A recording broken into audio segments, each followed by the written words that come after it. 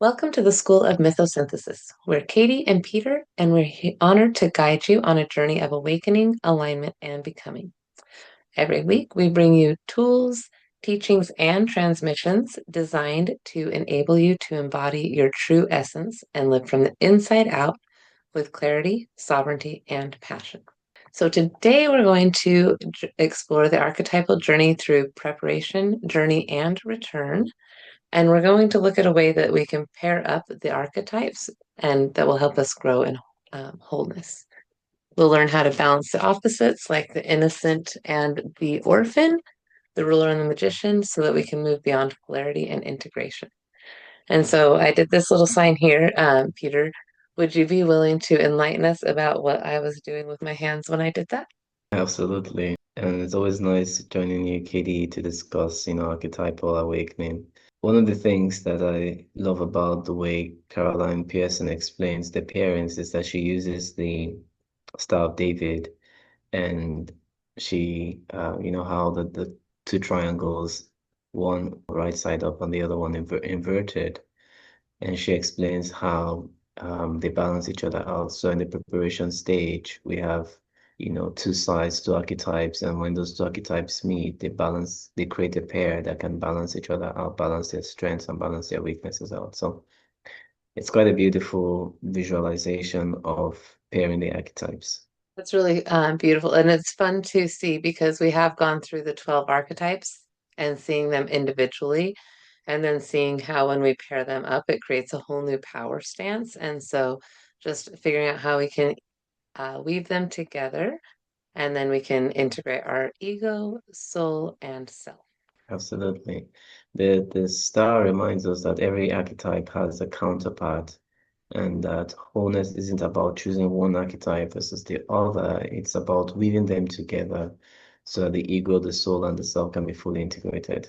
Thank you. So, with that being said, we'll start with the preparation stage. And so we're going to look at the innocent and the orphan. And so, can you enlighten us a little bit about that balancing?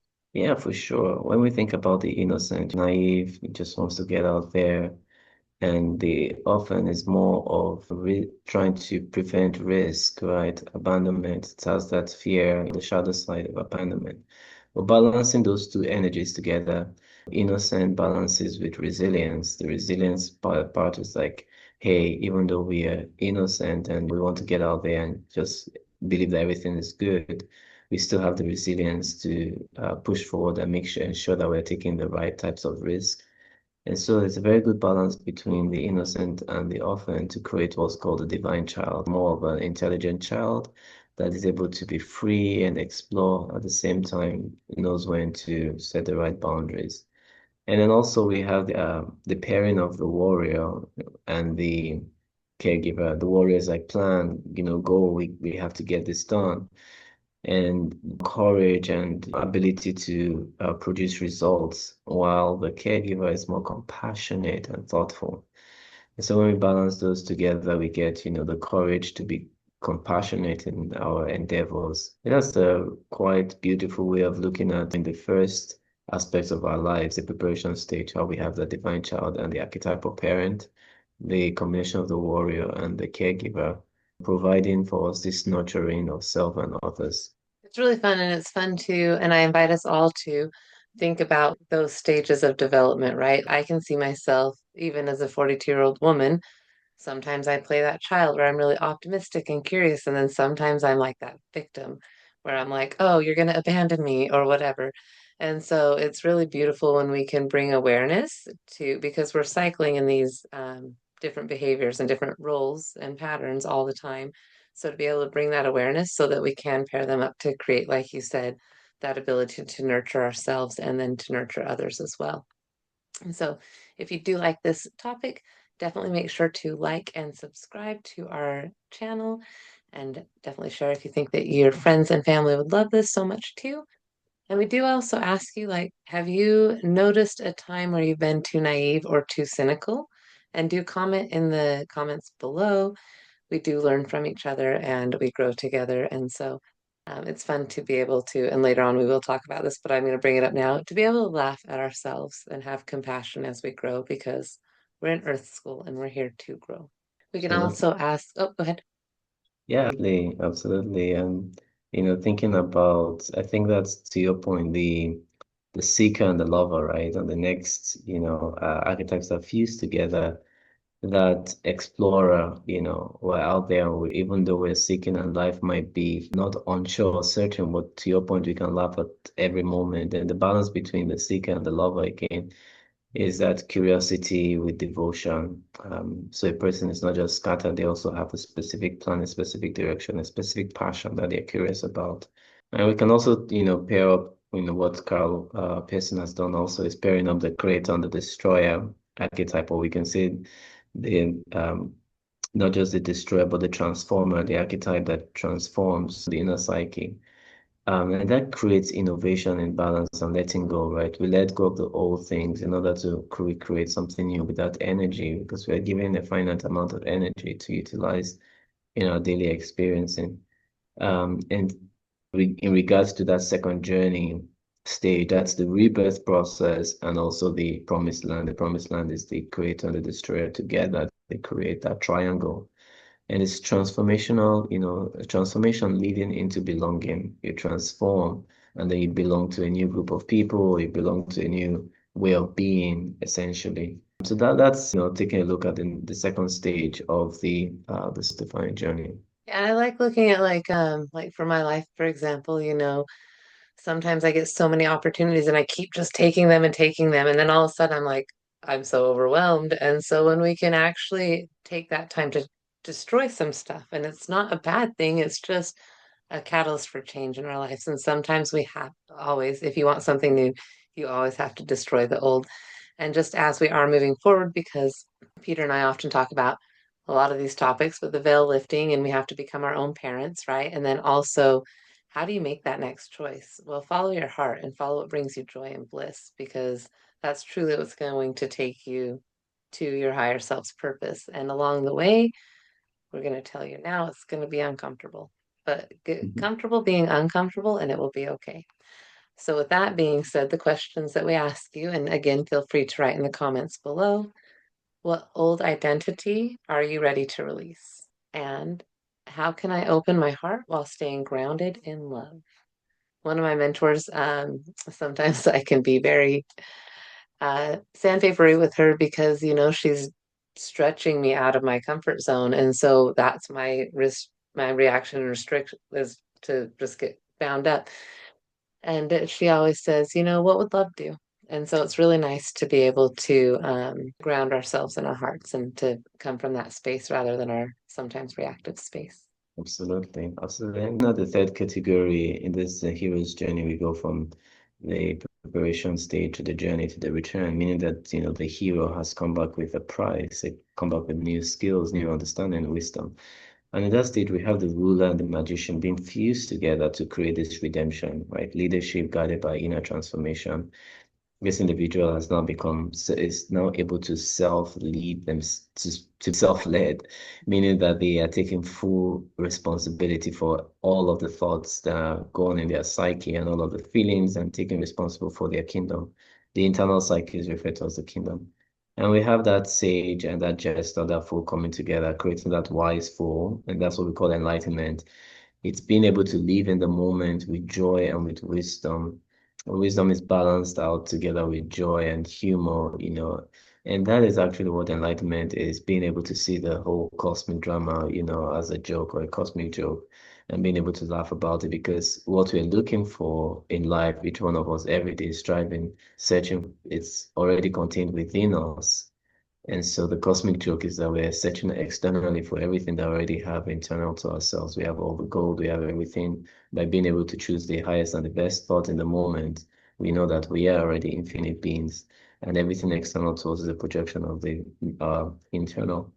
And so the cosmic joke enables us to live in the moment and laugh about the drama because it's interesting to be searching ourselves and we have everything within ourselves.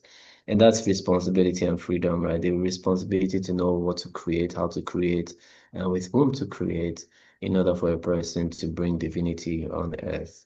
And that's the last stage of the soul's journey, the return. And that's beautiful. It shows that as we can mature in our spiritual in our mental development, then we go from that child to that divine parent, and then we're able to then become that leader. We can choose to transform the energy and transmute our lives, and then we can be that ruler.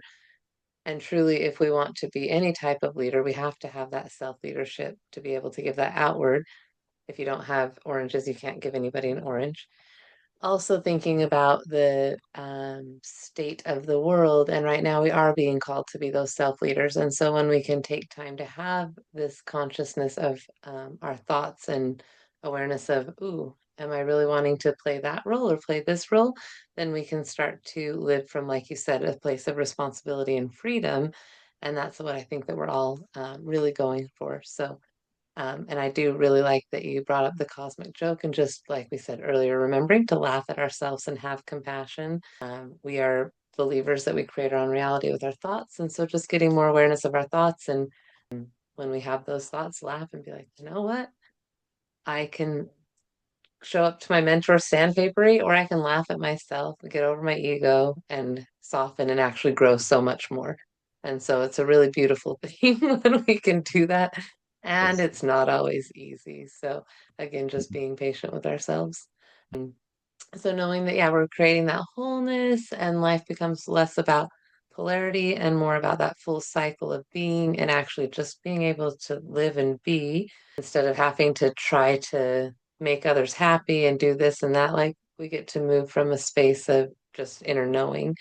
Is there anything that you'd like to say more about that, Peter? I just wanted to say that this video has been more technical than, our previous videos. I believe that this information is 100% helpful for an individual to recognize, to your point, all of these ways of being and how we can balance out the energies. Because if an individual creates karma when they do one part or play one role, at the expense of another role, and playing the wrong role at the wrong time automatically creates karma. So the ability to master all of the energies, the archetypal energy is a safety net. I guess the question we had here was about, bringing wisdom without judgment. How can we have an experience or go through an experience and bring wisdom to that experience without judging this one is at fault or that one is at fault, blaming anyone. And I'm not forgetting also, to your point, to laugh about the jokes. And also, one thing that I really appreciate that you say, Peter, is like when we look at that story and write it out, and then can you just exemplify, like, how do we end the story? Because I feel like there's a little bit more to that that you share. Oh, you mean our personal stories? Yeah, so like, say that I'm like going through some, let's say, oh, this happened on Zoom earlier, and this person hurt my feelings, and they're so bad. But how would you reframe that? Oh, yeah. The key thing about reframing is when we step out of our own ego, we're able to enter into another person's reality. We recognize that that person is living in their own bubble and they're only responding to the thoughts in their own heads. So they're not actually saying anything to us directly, but they're actually responding to the thoughts that are rising up in their own heads, in their own reality. So we frame it by recognizing that they're going through their own school and then we are responsible for our own thoughts. And that's why we don't have any hard feelings against anyone because we recognize that in that situation, they are responding to their own thoughts and they're not directly responding to us. No one is actually directly responding to anyone because everybody's living in the thoughts, in the bubble of their own thoughts and their feelings and their memories. So nobody can actually touch anybody. You can't actually touch. We only live in the context of our own personal reality. Well, that So being yeah. said, Peter, those thoughts are the archetypes, right? So like say that you and I had an argument on Zoom earlier and I was like, "Oh, Peter said and did this." Well, Peter's just having his own archetypal conversation and Katie's having her archetypal conversation. And then so it's just like a mirror or a projection and oftentimes it's just what's going on in our own selves that's being projected. And so when we can slow down and say, "Oh, am I being too self-protective?" So if you want to go back into the beginning of the video, there's a couple of questions at the end of each topic. And so then you can start to ask yourself, okay, am I being naive or cynical in this situation? Am I the one forcing an outcome because of my attachment, or are they? Or so it's really beautiful when we can start to see And then we can start to bring this into our everyday life and really apply it on a deep, deep level. Absolutely. Cool. So yeah, we just invite you all to be watching for those different ways that you're showing up, that your archetypes are showing up. And it's just those patterns, like sometimes you're a victim and you don't have to know all the names of the archetypes. You can see the patterns. I'm sad a lot. I'm laughing because of my sadness a lot. So you can just see the different ways that we're doing things and you don't have to name it all. It's just about coming aware and do I want to continue that behavior or do I want to turn into a different role? Because we get to be the authors of our life. So it's a Mhm. very big gift. Is there anything more you'd like to say before we head out for today, Peter? That's it for me. I think it was a great chat today. I agree. Thank you so much. We look forward to continuing to grow together. If you guys have any topics that you'd like us to talk about, please do put them in the comments below. Make sure to like, subscribe, and share if you know that other people find value with our videos as well. And you can find our offers at www.root-awakening.com. Much love, YouTube family.